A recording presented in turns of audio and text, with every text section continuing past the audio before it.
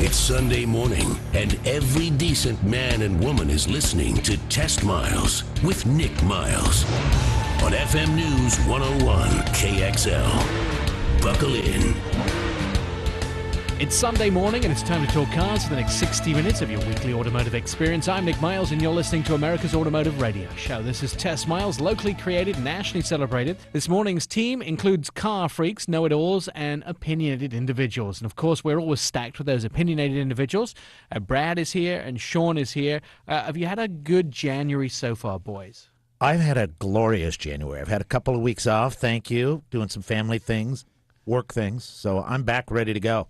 I've got lots of opinions. You do? Well, we've never been short of opinions with you, Brad. Sean, how's your January so far? My January is awesome, and I'm very opinionated. Wait, you celebrated a birthday, didn't you? Yeah, a few weeks ago. How old are you?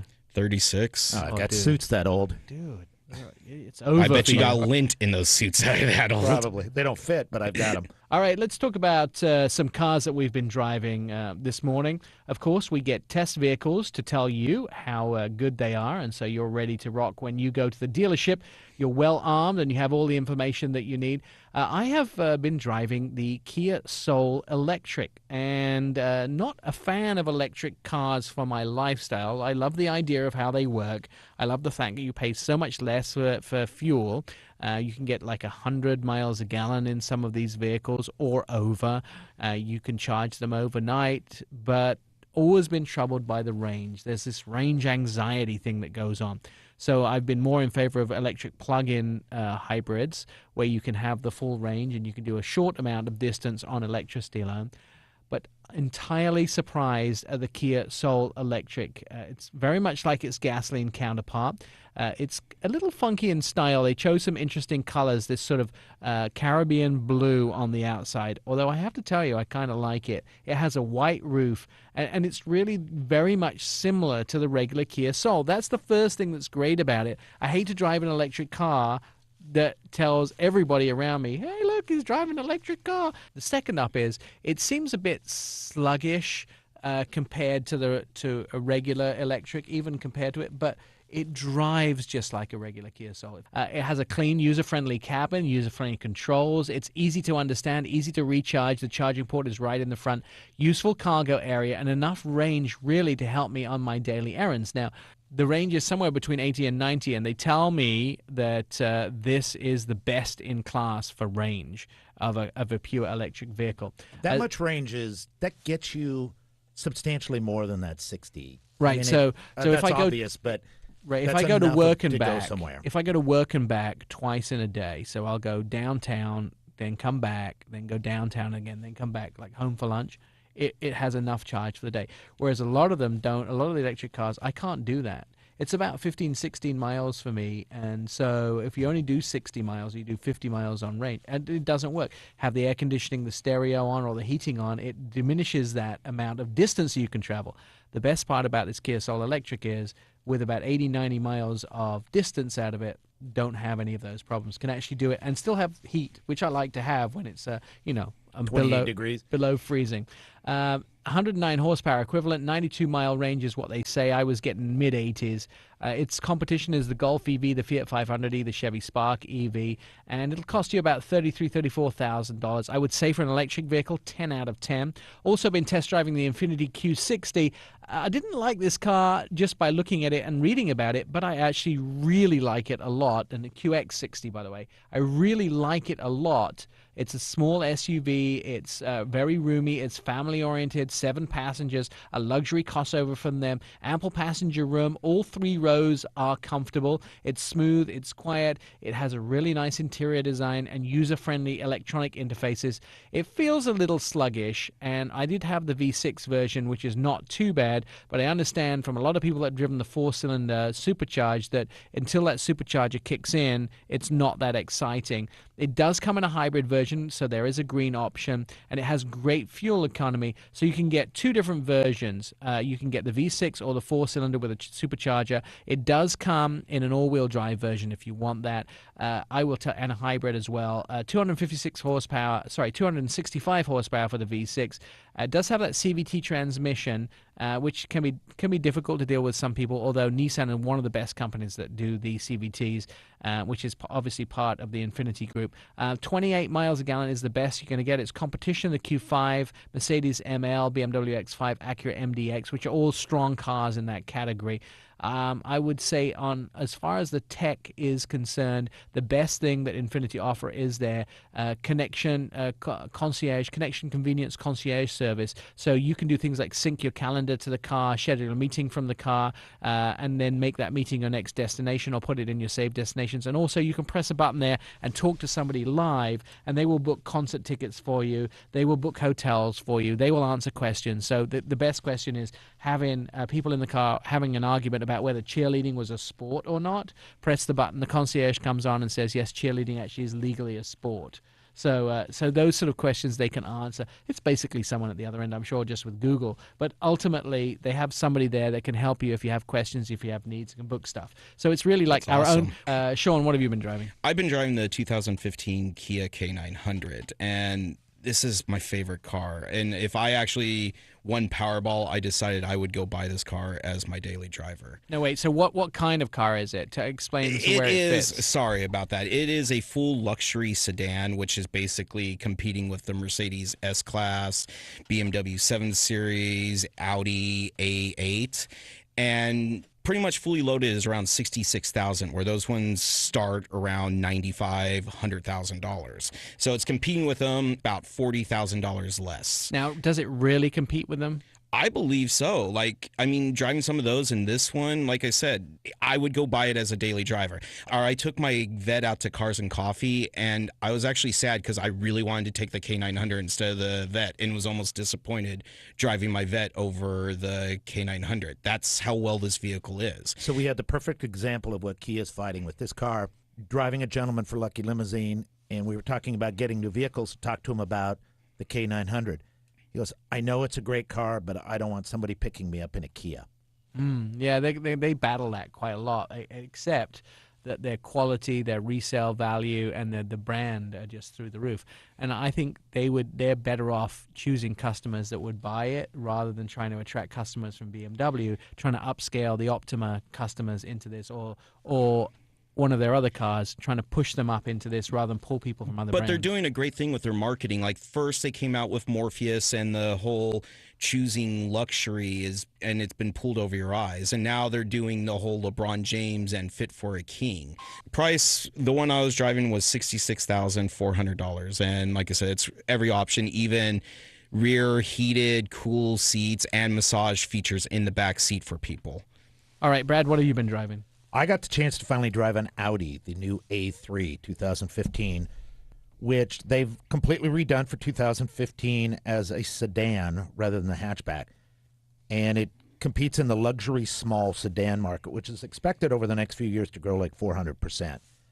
And it's small. There's no two ways about it. The trunk is small, the back seat is small. Out of the entire crew here, you are the tallest and the biggest guy shoulders-wise. Clearly. But this competes with the and CLA. the oldest guy. Sorry, I missed that. There we go. You're right. The CLA and the 2, this is a full 6 inches or more shorter than those vehicles. Now, I haven't had a chance to drive those, but the real luxury on this car is the inside, the fit and finish. The quality is all Audi and everything that you would expect, and it's all about the torque. But with the TDI engine, it is so fun to drive. On the low end, it's not my favorite, but man, through the curves and everything else, it is such a fun car to drive, and it's distinctive. But at a price with the 2.0 that I drove, it was full $39,000. So that's a lot to think about when you're looking at all the other options. You can't look at these in a vacuum. You have to look at them. I would tell you that on the inside, it's the best in the class. On the outside, I prefer the CLA. The looks of the Audi are a little bit more, but it's an amazing car. Yeah, it was everything you'd wanted on the inside for sure.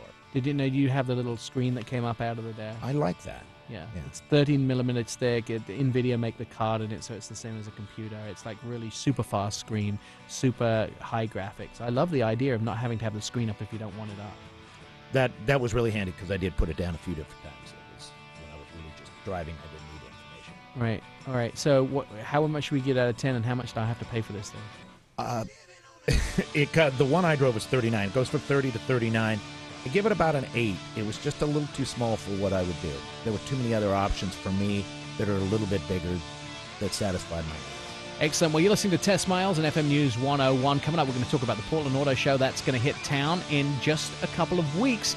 And also, we'll check out some of the new cars that were introduced at the North American International Auto Show. That's when Test Miles returns. I'm Nick Miles.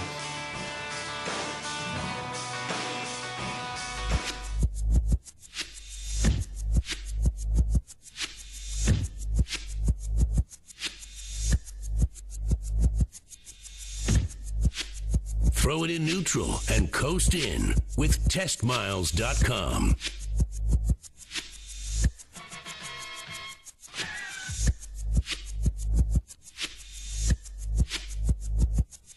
Welcome back to Test Miles. Has your driveway been good to you this year? Well, the Portland Auto Show is offering tickets to the show February the 5th through the 8th, 2015, as a very nice present you could buy for somebody. You just go to portlandautoshow.com, and don't forget, we'll be at the show throughout its entirety to entertain you on the radio, but also at the same time be walking around the show and doing fun stuff. All right, here's a fun fact you can impress your friends with. The Subaru WRX is amongst America's most ticketed cars. A study by Insurance.com found that 1/3 of WRX owners report receiving a ticket recently. Not surprising when you have a fast, very young, Because they're so fun flashy to car. drive. All right, let's talk about the Portland Auto Show, which is coming the 5th through the 8th. We'll be there on the Sunday, the 8th, doing our entire show, and some of the other days as well. It'll be fun. And this year there'll be no snow, because I've already talked to the people that make snow, and they're off that day. What is going to be at the show? Well, some interesting news to come out of the Portland Auto Show. The world's fastest motorcycle will be at the show at the Motorcycle Pavilion, the Triumph Rocket. It will be there, which is an interesting concept because when we talk about the auto show, we usually mean autos, things that have 4 wheels, maybe 3 at a stretch, but mostly 4 wheels. We don't think about the 2 wheels there, and there are a lot of 2-wheel fans in Portland, right? Not me.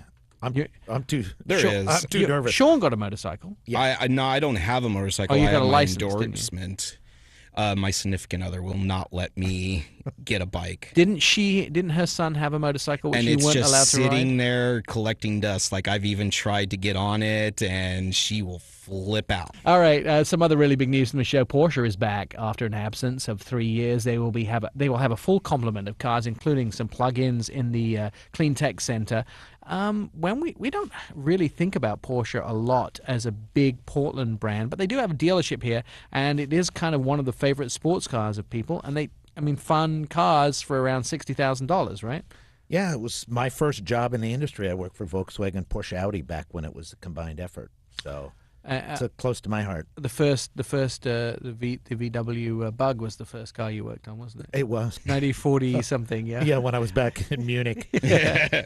The big brand, of course, Porsche around the country, and their go-to people, but they seem to have not been at the show for 3 years. Kind of excited to see some Porsches there. Of course, they will get and now I had a conversation with the guys at Porsche once. If you can't say Porsche. And if Which someone a says, lot of people do. if and you say it's just Porsche, you're in ignorant. trouble. And the guy had a great way of putting it to me. He said, by the way, Porsche is something you sit on and watch the sunset. Porsche is something you drive and be exhilarated about, which is a good point. Also, going to be there is in the race garage is the OSU and the PSU Formula Car race teams.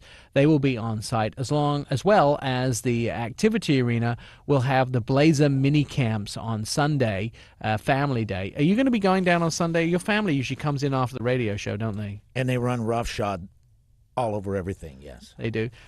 How old are your twins now? They're 6. Do you still have leashes for them? No, I just let them go now. You do. And then let everyone they else find worry their about way it. back, unfortunately. Here's $50. Daddy's leaving in 10 minutes if you don't find me. That's what I do at Lucky. I say, hey, do you have any late night runs? I just need to be home by 8:30, and they say, why? I said, because that's when they're asleep. You are. Does your wife listen to this show? No, of course Because not. that couch is looking more and more comfortable, isn't it? What else is going to be at the show? We're going to see a new Hyundai 1,000 horsepower Genesis going to be on show in their simulators. I didn't even know they had a 1,000 horsepower Genesis. That's crazy. I didn't either. But is it the coupe or the 4-door? It doesn't say. the information I have, and this is secret insider information, by the way.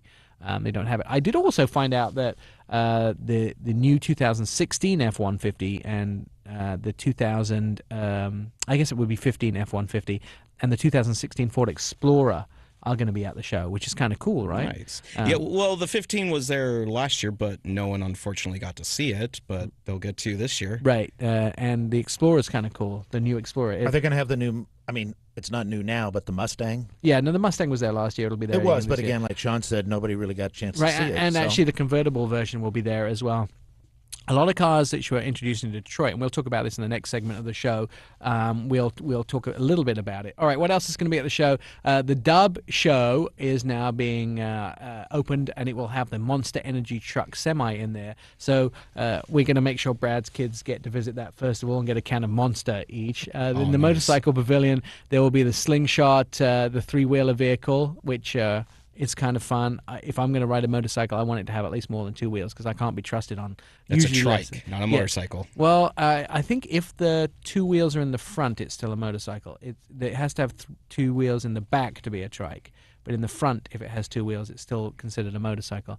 And, of course, the Clean Tech Center. Now, this is important for the Portlanders because this is where they put all of the clean tech vehicles, which is usually electric, plug-in electric type vehicles. And the Porsche Panamera is going to be there, which is actually the SE Hybrid, one of my favorite cars from Porsche. I think they start at like $205,000, which is a little scary. So, you know, it's too much money for me. But really beautifully put together. 4 seats, sort of limo-style Porsche. And, of course, then you get this like 20-odd miles on electricity alone. So as well as, you know, being eco-friendly, I can ride in style. So you can drive it over on Hawthorne. Yes. That's a car that it's taken a while to grow on me because when I first saw it, I mean, everywhere except from the back, it was a beautiful car. And then it just kind of had this hatchback. But over the years, it's really grown to me. And I think it's a beautiful car now. Just at first, I didn't really like it. All right, there's a couple of other things I want to talk about quickly. Don't forget the sneak peek at the Portland International Auto Show. That happens on the Wednesday evening. You can go and see all the cars up close and personal. I think the tickets are $100. You can get them from PortlandAutoShow.com. And the idea is you get food, you get open bar, you get all the food you can eat, and you get to walk around the cars. You can't touch them if you have greasy fingers, but you can actually get inside. They got people to clean them. You can touch. No, I don't want greasy prints on my leather. You can't get grease. You can't get chicken grease out of leather. Oh, you might in your car, but you can't in mine. Not in my car. There is no food whatsoever in my car. Wait, isn't all those cups in the back seat on the floor? No. And those are empty water bottles. Water's fine. All right, I'm beginning to get fairy stories here. All right, you're listening to Test Miles and FM News 101 KXL. When we come back, we'll talk about the cars that were at the Detroit International Auto Show or the North American International Auto Show. Some amazing cars unveiled, and we'll even get to talk about that new Ford GT. This is Test Miles. I'm Nick Miles.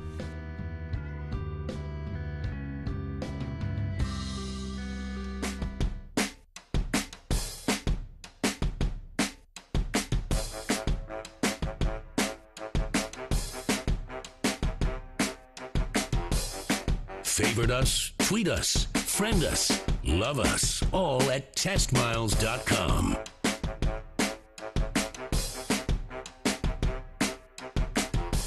Welcome back to Test Miles. I'm Nick Miles, and you're listening to KXL. Now, we have all the latest information here about cars and also fun facts that you can impress your friends with.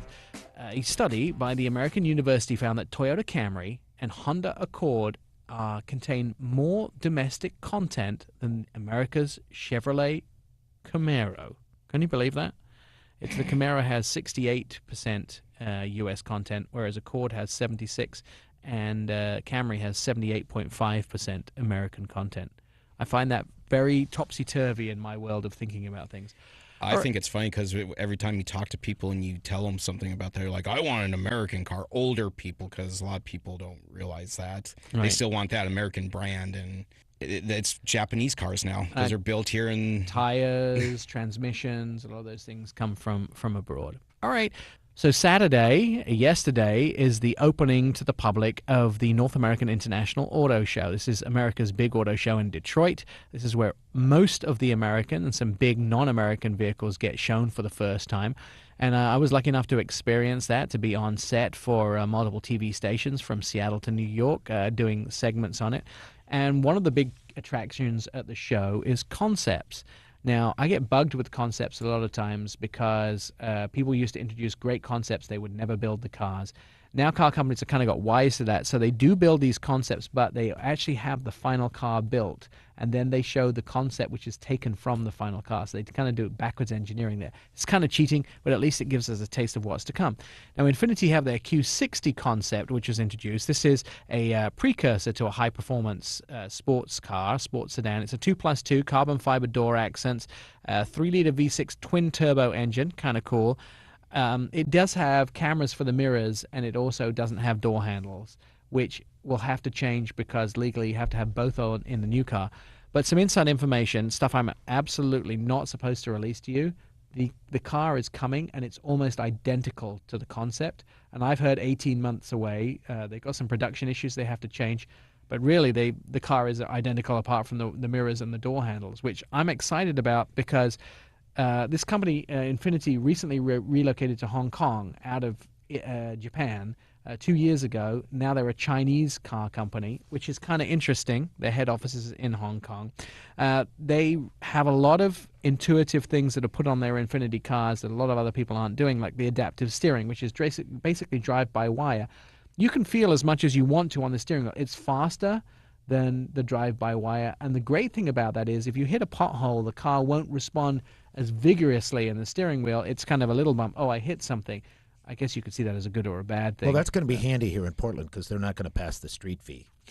Thanks. So Yes. we're going to have a lot of potholes. A lot of new potholes. And it also has this sort of human-centric system where you can really have the car interact with you. The car is built around you as the human being, so the car interacts with you, whereas a lot of people put speedos and tachometers in that are there for information, but a lot of the stuff on the inside of the car interacts personally with you. You can choose your driving style. It has a very, very high-tech interior look for it, and it also has the lights on the front and the back. I noticed very much in this vehicle. They look like human eyes with eyelashes. They kind of did a really kind of cool, it looks a little female to me.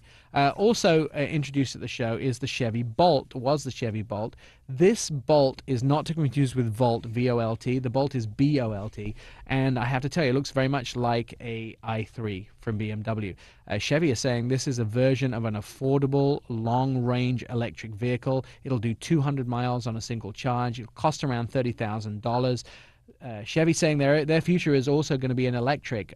They have the Spark, they have the Volt, but they're saying they're really investing in pure electric energy, designed for all 50 states, not just the West Coast states or the left-hand states, and for a global market, made of aluminum, magnesium, and carbon fiber, which is interesting. I've never seen a car made of magnesium so far, and it won't have a car key for it. You will have to use your key, your phone, your smartphone, to get in and out of the car, which is kind of interesting because I think a lot of times now cars are not going to be applicable unless you use your smartphone with them. So my little flip phone is not going to work with it? No. Yeah, you're out of luck, buddy. Sorry, no Chevy Bolt for you if it comes to market. Hyundai surprised everybody with their new Santa Cruz, which is an all-wheel drive truck. It's really built for millennials, built for urban adventurers, a crossover truck for really expandable utility. The back end expands, the truck bed slides out to get longer.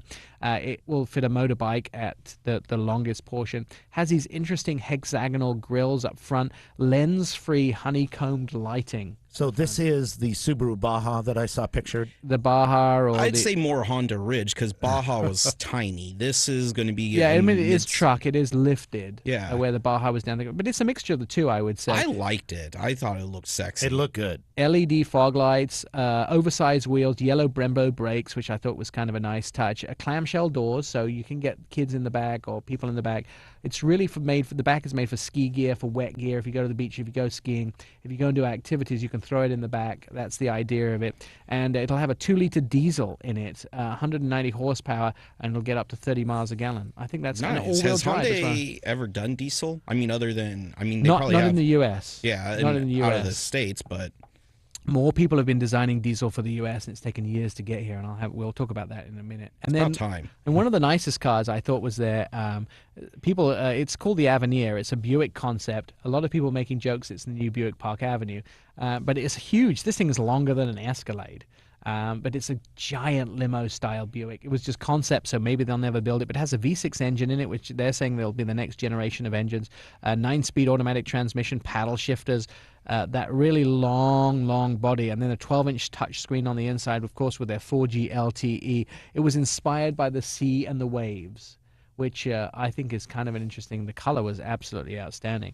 So lots of concepts on there.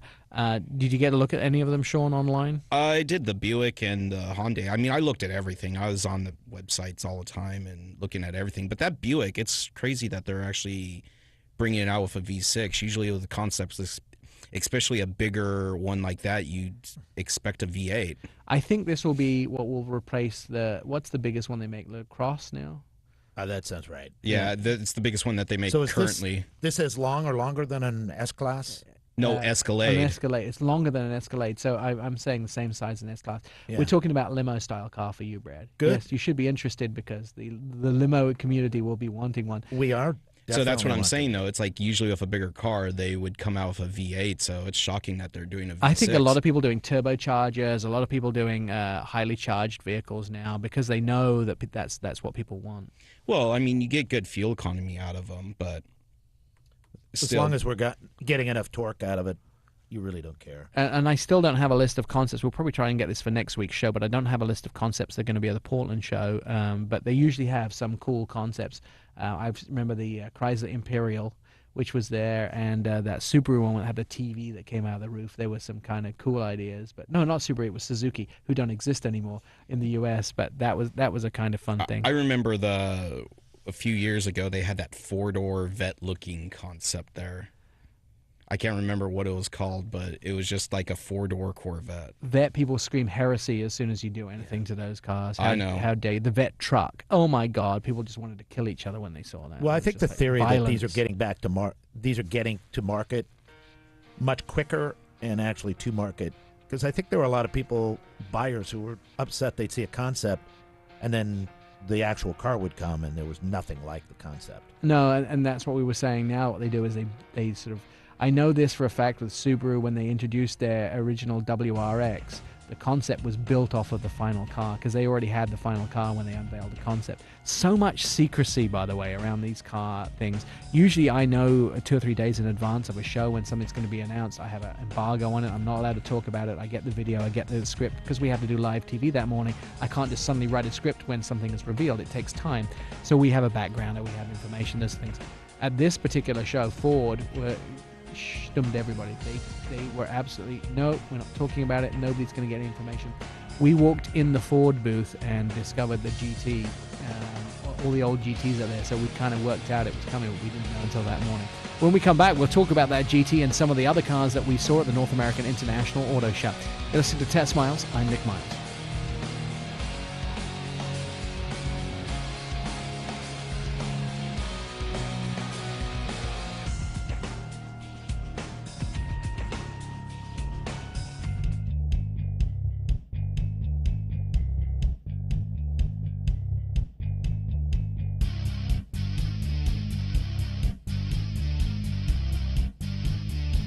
Test Miles, like NASCAR, but with one right turn. TestMiles.com.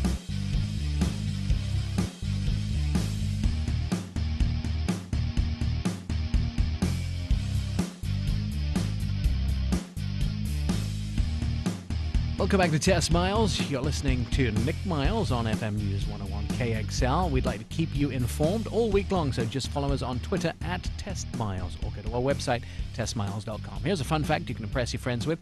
Plymouth spent over $10,000 developing a horn for their 1968 Roadrunner so it could sound like the namesake cartoon character. Meep, meep. Let's talk about some of the other cars that we saw at the Detroit International Auto Show. First of all, the winner of the car of the year was the Golf. It beat the Mustang by only 10 votes. That's one person. One person's vote. So it was split down to one person's vote. And the truck of the year was the F-150, which was a surprise too. I think the Colorado could have won too. But I'm surprised the Mustang didn't win. I was pegging the Mustang and the Golf was my number 2. Was the Genesis just too Genesis, normal? apparently, it was way down the pack, so it was between those. So it was one of those, it was just nice to be nominated things. Absolutely, and there are a few like that. At the show, we also saw the Jaguar XE. It's the all-aluminum vehicle, first time in the U.S., an entry-level car for them. I think it's going to do well. One of the things I like about it is it recognizes traffic signs. Buick showed off a new Cascada, which is basically the same size as the Verano, but is a convertible, a 2+2. It'll have turbo and things like Siri, and of course, the top comes up and down in 17 seconds, up to 31 miles an hour. That car looks nice. It kind of does. Range Rover introduced diesel, which will also, by the way, come on the XE. There was a new Chevy Volt, 10% more efficient, do a 50 miles on electric alone, and it'll also do 400 miles total range, which is kind of cool. Hyundai showed a new Sonata PHEV, a plug-in hybrid Sonata, 22 miles, which is a class-leading range on electric. 80% of commuters in the U.S. only travel 25 miles or under in their commute. It'll charge in 2.5 hours on level 2. And it's their first PHEV for Hyundai, 93 miles a gallon on MPGe, which I thought was kind of cool. All right, let's talk about what everyone wants to talk about is the really cool cars of the show, the supercars. Alfa Romeo 4C Spider. We knew the 4C is here. It's an incredible car, gets loads of attention, really good power to weight ratio, turbocharged aluminum engine, handcrafted in Modena, Italy. Of course, the outside was made by the Maserati crew. The inside is the Alfa Romeo crew for engine-wise, and very aerodynamic vehicle. Now, is that an actual convertible, or is it kind of just like a hardtop? Well, a removable hardtop. No, it's a Spider, which means I think a removable hardtop. But it comes down that the back of the seats is where the back of the car starts. Really. Okay. That way. The fastest Cadillac ever in their history, or the most powerful Cadillac, I should say, not the fastest. 112 years they've had Cadillacs around, 640 horsepower, 0 to 60 in 3.7 seconds, an 8-speed transmission. This is the new Cadillac CTS-V. It'll do 200 miles an hour with that new 6.2-liter V8 supercharged engine. Do we need it? Yes. Yes, we say. It'll also have these interesting front cameras, so you don't crush the front fascia when you park it, and it'll do park assist. That's a nice theory. You're talking about a CTS-V that parks itself, by the way. That car was awesome. I can't wait to see it. It looks much like a regular Cadillac, but it's just all the power. Well, it has some race features, too. It does. It does have good fascia. The Ford GT350R Mustang. So here we go. Another version of the Shelby. This is the race version. No air conditioning was the big thing by most people getting upset about it. Made for the track, purely made for the track with a V8 engine, whereas the V6 is what most people are going to put in the Mustang. It's going to have anti-roll bars, 8-inch touchscreen. They're saying this will actually come to market late 2015. Faster, lighter. Do we need to be going that fast though? In these, I mean, I thought on the track, absolutely. Yeah, but. All right. And, of course, the biggest news of the show is that new Ford GT. We kind of worked out it was coming. All-new 600-horsepower ultralight performance vehicle, a V6 twin turbos, EcoBoost engine, carbon fiber, rear-wheel drive, mid-engine, and it will be here in 2016. This just blew everyone away. It had a lot of heritage to the old GT, it looked like in the pictures. It did, and newer looking with sharper edges. I liked it. I think it's the best looking one. The best line of the show, and this is completely unfair, but the best line of the show was, you know, the only thing wrong with the new Acura NSX is the GT. which is, I thought was the funniest line I've heard ever, but it's not very fair to the NUS NSX, which the final version was unveiled at the show. And that looks so much better than the old one. Absolutely, but the GT just stole the show. I mean, it just stole the show. Ford hit it out of the park. They had the new Raptor there. They had the GTR, the GT350R, and this new GT. They stole the show. All I got on my period. Facebook page were Oregon Duck shots and Ford GT pictures. It was all Monday. Absolutely unbelievable. All right, we'd like to remind you that the Portland International Auto Show is coming up. If you want to see some of the cars that are going to hit showrooms in the next year and all of the cars in the showrooms in one place, go to portlandautoshow.com. You can get your tickets there ahead of time, get them a little bit cheaper, the February 5th through the 8th, and we'll have more about that. And don't forget the sneak peek party on the night before the show opens, where you can eat, drink, and sit in all those fabulous cars. You're listening to Test Miles and FM News 101 KXL. I'm Nick Miles.